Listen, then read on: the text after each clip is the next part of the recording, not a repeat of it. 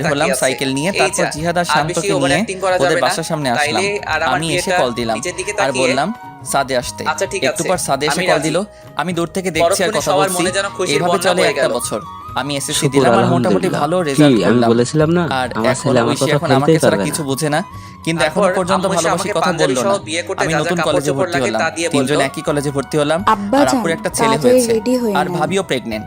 এইভাবে চলছিল দিনকাল। তারপর একদিন আম্মু আমি চলে ফোন গেল, রেখে কলেজে আর চলে আমি গিয়েছিলাম রুমের আর দরজা সবার লাগিয়ে, সাথে আড্ডা দিয়ে এই, বিকাল লুঙ্গি বেলা dance, বাসায় লুঙ্গি ফিরলাম। dance, লুঙ্গি বাসায় dance, ফিরে লুঙ্গি dance। ফোন হাতে নিয়ে ওই দেখি মেয়েরা, 78টা মিস আপনারা কল। হাসেন কেন? আমি সাথে আরে সাথে কল আপনারাও দিলাম নাচেন, আর কল আর দিতেই আমি কল চাই, ধরলো। ready হইয়া ওপাশ বিয়েটা থেকে কইরা কান্নার লাই। আওয়াজ আসছে। অবশেষে আমি অনেক বুঝতে অনেক পারলাম ন্যাকামি ও আমার অনেক কাহিনীর পিচিটা পর কান্না বিয়েটা করছে। সম্পূর্ণ এই হইল। তুমি আজকে আর স্কুলে আমিও আসলে না কেন? বউ লইয়া বাড়ির তোকে উদ্দেশ্যে আমি ভাগা সকালে দিলাম। কল দিয়েছি, বাড়িতে ধরিস নাই পৌঁছাতে কেন? রিয়াকে নিয়ে আসলে সবাই ফোন ব্যস্ত রেখে হয়ে গেল। কলেজে গিয়েছিলাম শালার তাই। আমার যেন কোনো তোর দামই উপর নাই। রাগ করে স্কুলে অবশেষে এক বছর সরি সরি দুঃখে মনে এই লইয়া কানে ধরছি হুসাইন বোল্টের আর গতিতে হবে না। একেবারে কিন্তু ছাদে ঐশী কান্না করছে। কিছুক্ষণ পরে ছাদে এবারের কয়েকটা মতো ক্ষমা পোলাপাইন করো। আসার আভাস আজকে পাইলাম। আমার জন্মদিন, এইরে আমি তাই শেষ। আজকে আসবা এই তুমি। হারামিগুলো কেমনে আচ্ছা, খবর ঠিক পাইলো? আছে।